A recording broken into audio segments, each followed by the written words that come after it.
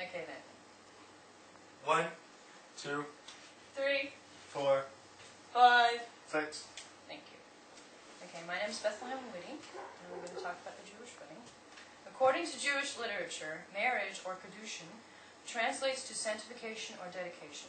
It symbolizes not just a legal or social bond, but a spiritual merging of the two souls as one. A few years ago, I found out that my family and I are Jewish. And since then, I have tried as much as I can to research about the Jewish traditions and the faith and all that kind of stuff. I would like to talk to you about the Jewish wedding. To accomplish this, I referenced many sources, including The Enchantment of Judaism, The Complete Handbook of the Jewish Year, Being Jewish, a website called Guide to the Jewish Wedding, and another website known as Explore Judaism. The first thing that occurs, of course, is the engagement. After the couples have decided to marry, the family comes together to get to know each other a little bit better.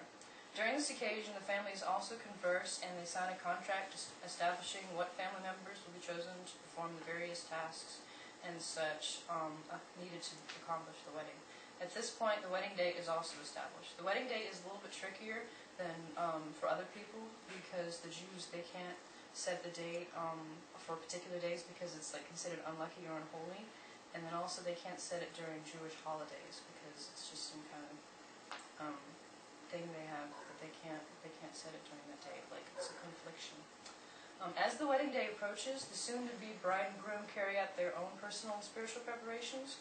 So sometime before, maybe a couple of weeks before the wedding, they each take time to start praying, separately. They try to talk to God and ask Him to forgive their sins because they're trying to make their souls like clean and whole and new.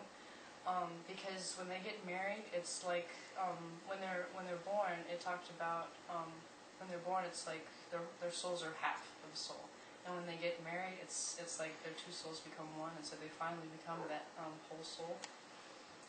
Also, 1 week before the wedding, they abstain from seeing each other. So one goes one way and the other one stays the other way. They don't see each other for an entire week, just to make it a little bit more exciting when they see each other, kind of make it a little bit more joyous when they finally get married.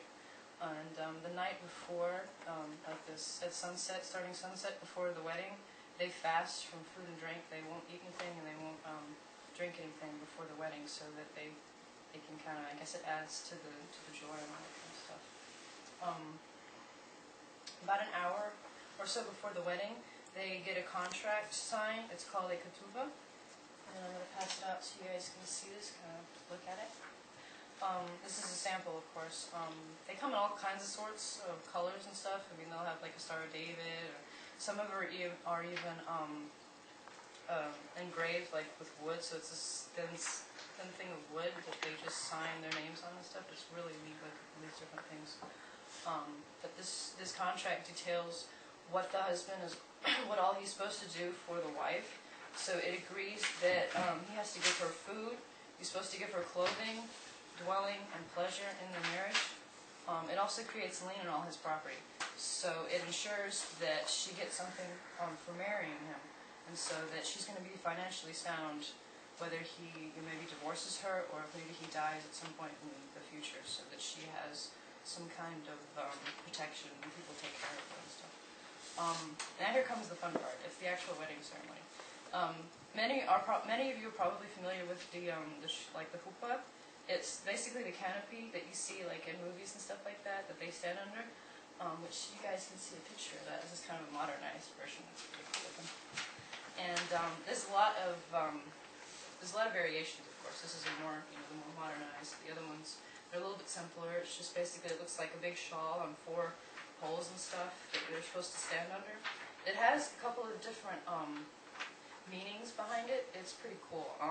The 3 most important ones is the first one. It's supposed to be like a symbol of the home that the couple is supposed to create together. And then it stands also for the presence of heaven, and then for Eden in the universe. Kind of wraps all together. And then the third one, it's supposed to harken back to a sign of the blessing given by God to the patriarch Abraham, ensuring that his children will be as stars of the heavens. It's pretty neat. Now the time comes for the groom and his parents and the rabbi are going to stand underneath the chuppah, and they're going to stand there and wait for the bride to come. She's going to come with her parents and her grandmother as well, and they're beside him.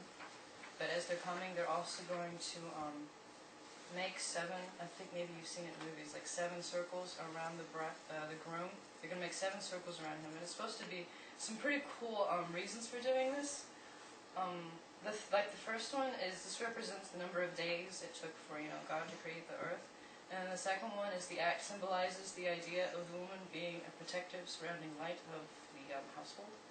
And then the third one is many see this as a representation of the Jews circling the walls, the walls of Jericho, and it's breaking, like she's breaking down the walls that separate. Is she walking or being carried? She's just walking. She's walking with her There's family. a lot of times you see, I guess the older tradition. No, she's in this particular instance that they were talking about that I researched, she's walking with her family around him 7 times. And the next part, which is a pretty important part, which in fact, at the beginning, wedding is also known as Kedushin. And this ring part, it's the ring ceremony, it's known as Kedushin, because it's the ring and all that. The ring is placed on the bride's finger, and after this, he recites the verse, which I'm sure you guys have heard. Behold, you are sanctified to me with this ring, according to the laws of Moses and the laws of Israel. After this, they go ahead and do the 7 blessings, and I thought this was pretty cool. It's also known as Shevu Brachos. They are recited by either the rabbi or maybe some honored family members. All 7 blessings go through praising God. They're just each individual one where it starts off kind of simple and then it kind of builds to something a little bit more elaborate. And it talks about praising God for what He's done for all of man and all of the earth and stuff like that. And then the 7th one, which I thought was the prettiest one, is said as, "Praised are you, O Lord our God, King of the universe, who created joy and gladness, bride and groom, mirth, song, delight, and rejoicing, love and harmony, peace and companionship. O Lord our God, may there ever be heard in the cities of Judah and in the streets of Jerusalem voices of joy and gladness, voices of bride and groom, the jubilant voices of those joined in marriage under the bridal canopy, and the voices of young people feasting and singing." I thought that was really neat. Okay, the last and most well-known part, which you guys always see, is the breaking of the glass by the foot of the groom. And this is just supposed to really symbolize is that when you break glass, you can't really undo it. You can't really, do anything to Put it back together. yeah, exactly. And so when he does that, it's symbolizing that no matter what happens with this marriage, this has happened. You can't undo it. So it's kind of neat how it's kind of romantic. Also, a lot of joke that a lot of Jewish men say is that they like to say that this is the last time the groom's going to be able to put his foot down on something. Some guys be not like that. Afterwards, of course, you have to have your celebration. And right after the ceremony is concluded, you have to go, they call it the room of privacy, or the Heder Yehud. This illustrates that this is the first time that the couple can be left alone without having somebody, like a third party, to accompany them. This is the first time they can be like in a locked room where they're together by themselves. They usually take this time to go ahead and get a little bit of a snack before the meal because they've been fasting all night long, and however long it took for the wedding ceremony. So it's kind of nice to get in some food, I suppose. And then of course you can't have celebration without some food. And so everyone goes ahead and sits down, and they start to get ready to eat. And then the rabbi and the family go ahead and introduce, first time formally, Mr. and Mrs., whoever, Schwartz or whatever. And then of course after they eat, they have to have a little bit of dancing. And then it's cool because the couple, they go ahead and dance together, but then everyone else, they'll maybe dance around them and kind of show them as like the king and queen for the day or something like that. Because there's no king and queen of getting married and stuff. But apart from that, none of the men and women dance together. It's just the men that'll dance with each other and the women that'll dance with each other. They just do this for modesty's sake. They just kind of want to, I guess, unmodest in front of everybody. It's just kind of the thing they do. Also, afterwards, they have to have, it's called the Birchas Hamazon.